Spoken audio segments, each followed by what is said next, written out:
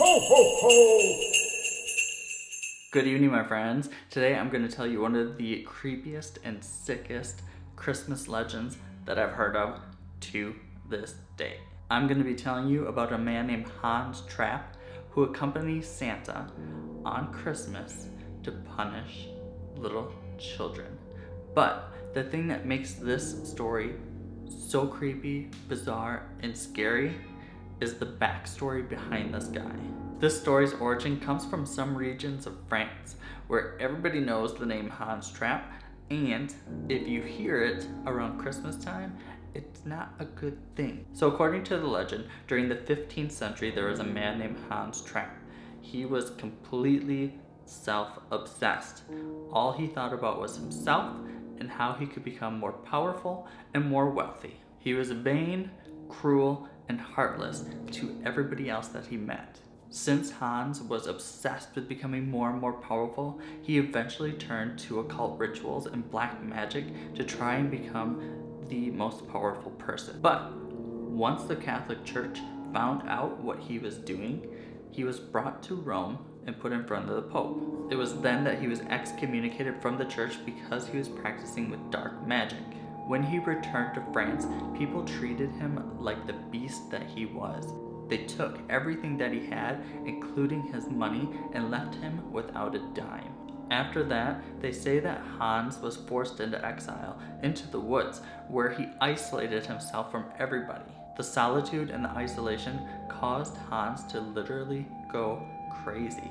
He spent all of his days thinking about how he was going to get revenge on the people that had cast him out. Hans' isolation and madness drove him more and more into practicing Satanism. He also started dreaming about what it would be like to taste human flesh. He spent his days thinking about how it would feel to bite into a human leg or a human arm. Hans finally got to the point where he started to disguise himself as a scarecrow. He would roam the woods pushing twigs, leaves, and sticks into his clothes to make him look like a human scarecrow. He would then lay there and wait for his victim to come along. One day, a young shepherd boy, probably about 10 years old, wandered past Hans. Hans became obsessed. He had to kill and eat this child. He began to drool at the mouth, thinking about what it would taste like to bite into this child's leg. Before the child even knew what was going on, Hans jumped out with a large stick and drove it through the child. He then dragged the child's dying body back to his shack where he planned on eating him. Once he got the boy back to his shack, he cut the boy into pieces, pushing his human flesh onto sticks. He began roasting the boy's flesh over the fire, becoming more and more hungry and obsessing about what it would taste like to bite into this human flesh. Hans took this meal off of the fire and was about to eat.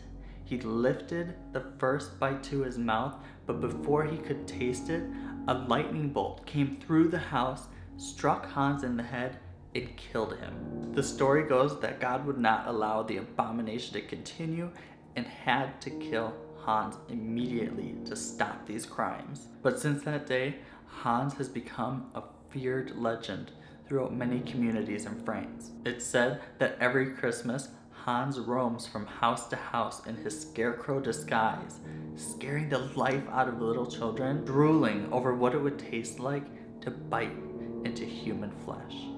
Now, if that's not a creepy, sick Christmas story, I don't know what is. I hope you guys like this video. If you're new to my channel, welcome. Please stick around. Hit that subscribe button. If you've been here for a while, you guys are awesome. Thank you so much for watching, and we'll see you tomorrow.